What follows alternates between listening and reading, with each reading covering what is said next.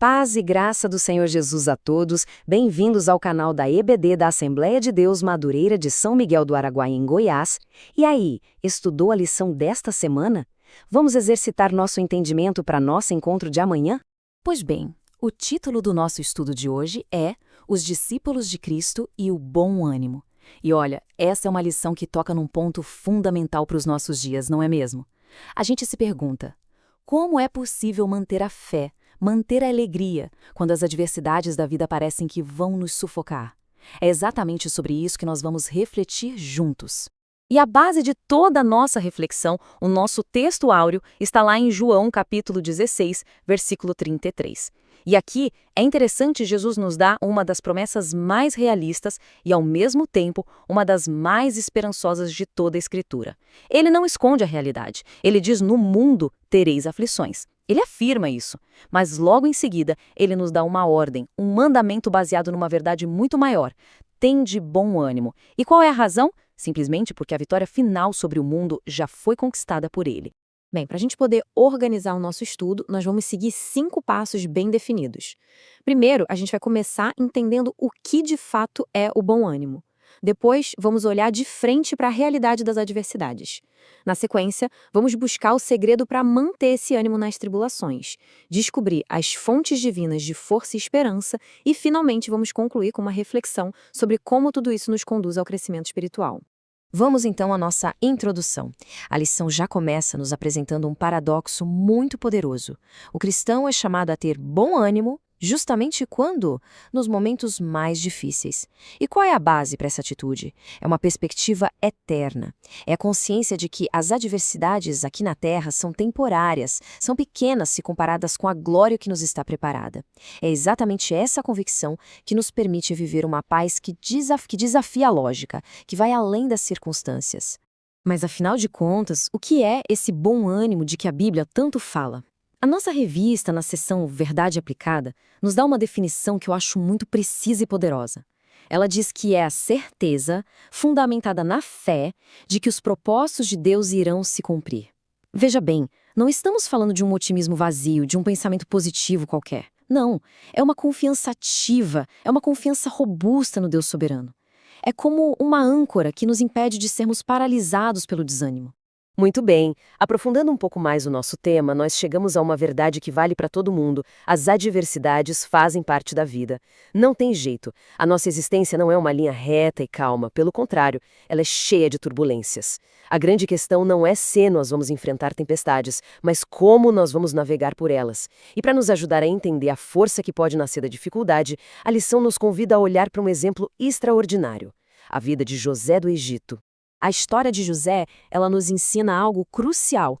Para nós, discípulos de Cristo, a adversidade nunca deve ser um sinal para abandonar a fé. Pelo contrário, é um chamado para aprofundá-la, é uma oportunidade para a gente exercitar a paciência, exercitar a confiança, firmando nossos pés nas promessas de Deus. A adversidade, ela sempre vai se apresentar como uma tentação para a gente recuar, para desistir, mas a fé verdadeira, essa nos impulsiona para frente, mesmo quando a gente não consegue ver o caminho completo. Vamos relembrar um pouco essa jornada incrível de José. Pense em cada etapa, uma por uma. Primeiro, a inveja e a traição vindo dos próprios irmãos. Depois, a humilhação de ser vendido como um simples escravo. Em seguida, a calúnia da esposa de Potifar, que o joga injustamente na prisão. E mesmo lá dentro, um ato de bondade dele resulta em ser completamente esquecido pelo copeiro. A cada novo degrau para baixo, ele tinha todos os motivos do mundo para desanimar. Mas ele não desanimou, ele permaneceu fiel. E qual foi o resultado? Cada uma dessas crises, sem nenhuma exceção, foi usada por Deus para cumprir o seu plano soberano de preservar um povo. O bispo Abner Ferreira, num comentário em nossa revista, ele captura muito bem a essência dessa resiliência de José. Ele diz assim: a vida de José possui uma narrativa motivadora. Nada disso fez com que José desanimasse. A lista das provações dele é imensa, mas a conclusão é uma só. A fé que ele tinha no plano de Deus era maior que as circunstâncias dele. Ele realmente cria que Deus estava no controle, uma verdade que ele mesmo vai afirmar lá na frente, em Gênesis capítulo 50.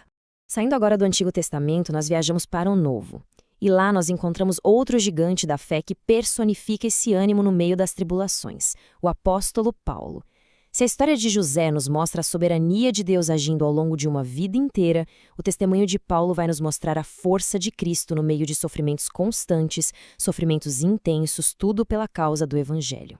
Olha, a lista de sofrimentos que o próprio Paulo descreve em 2 aos Coríntios, no capítulo 11, é algo de tirar o fôlego. Pense comigo. Açoites, apedrejamento, naufrágios, perigos constantes, perseguições implacáveis, frio, nudez, zombaria, rejeição. Sinceramente, do ponto de vista humano, qualquer um desses itens sozinho já seria motivo suficiente para qualquer pessoa desistir. Paulo enfrentou todos eles, e ainda mais. E aqui, nós chegamos ao ponto crucial. Apesar de todo esse catálogo de adversidades, Paulo manteve o bom ânimo. Como isso é possível? A resposta não estava na resiliência dele, na força de vontade dele. Não. Estava na sua fonte de poder. Ele se fortaleceu em Cristo. E isso nos leva à sua famosa declaração, lá em Filipenses 4, versículo 13.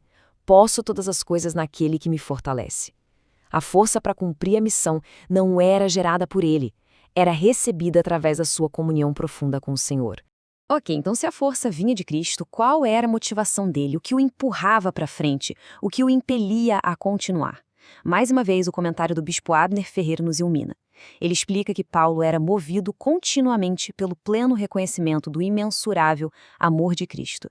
Era esse amor que o próprio apóstolo descreve em 2 Coríntios 5,14 como algo que o constrangia. Era esse amor que o compelia a perseverar, não importava o preço a ser pago. Tudo isso nos leva naturalmente ao nosso terceiro tópico, a força e a esperança que vem da fé. Nós já vimos os exemplos de José e de Paulo, mas a pergunta que precisa ser feita é: e quanto a nós hoje? Onde nós encontramos o bom ânimo para enfrentar as nossas próprias batalhas do dia a dia? A lição nos provoca a fazer essa reflexão que é essencial. De onde vem a nossa força para superar as barreiras e permanecer firmes na fé? O mundo oferece várias respostas, não é? Autoajuda, pensamento positivo, mas a nossa fé, ela aponta para fontes muito mais profundas, fontes divinas, fontes eternas. E nós vamos examinar 3 dessas fontes agora. A primeira e a principal fonte de ânimo é o próprio Senhor Jesus Cristo.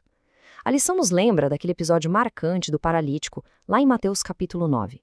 E é fascinante a gente notar que, antes de curar o corpo daquele homem, Jesus curou a alma dele, dizendo: Filho, tem bom ânimo, perdoados estão os teus pecados. Isso nos ensina uma lição tremenda. O verdadeiro ânimo, a verdadeira alegria começa no perdão e na reconciliação que a gente só encontra em Cristo. Nossa segunda fonte de força é a Palavra de Deus. E aqui é importante frisar, não é um livro de citações motivacionais, é alimento vivo para nossa alma. Diante das provações, dos desapontamentos, das amarguras, é na palavra que nós encontramos o consolo e a perspectiva de Deus. Como a espada do Espírito, que é mencionada lá em Hebreus 4:12, ela não serve apenas para nos defender, mas também para nos examinar, para nos guiar e nos fortalecer de dentro para fora. E chegamos à terceira fonte de ânimo, a presença constante do Senhor como a nossa torre segura. O salmista, lá no Salmo 18, ele usa uma série de imagens muito fortes, muito poderosas. Rochedo, lugar forte, libertador. Num mundo que é pura instabilidade, Deus é o nosso refúgio seguro, e Ele não é um observador distante, não. Os seus ouvidos estão atentos ao nosso clamor. A segurança que nós encontramos nele é o verdadeiro fundamento do nosso bom ânimo. E assim nós chegamos à conclusão do nosso estudo. É um ponto que vai amarrar todas essas verdades que vimos até aqui. A grande pergunta é, afinal, qual é a finalidade das aflições na vida de quem crê? A resposta que a palavra de Deus nos dá é muito clara. Não é para a nossa destruição, mas sim para o nosso crescimento e para o nosso amadurecimento. Portanto, a grande verdade que nós precisamos guardar em nossos corações é esta: as aflições não são um obstáculo ao plano de Deus para nós. Muitas vezes, elas são o próprio instrumento de Deus. As dificuldades não têm o poder de impedir os propósitos dele. Pelo contrário, quando nós as enfrentamos com a presença e com o auxílio do Espírito Santo, elas se tornam a matéria-prima para a nossa firmeza, para o nosso crescimento e para o nosso amadurecimento espiritual. Para encerrarmos, vamos só fixar os 3 objetivos centrais deste estudo. Primeiro, que a gente possa aceitar de fato a realidade de que as adversidades fazem parte da caminhada. Segundo, que possamos nos inspirar no exemplo do apóstolo Paulo, reconhecendo que nada pode nos impedir de cumprir a missão que Deus nos confiou. E por último, e o mais importante, que a gente possa internalizar a verdade de que o cristão não apenas pode, mas deve ter bom ânimo. Um ânimo que não depende das circunstâncias, mas que está firmemente ancorado em Cristo e na sua palavra. Vejo você amanhã, na nossa EBD. Que a graça e a paz do Senhor Jesus seja com todos vocês.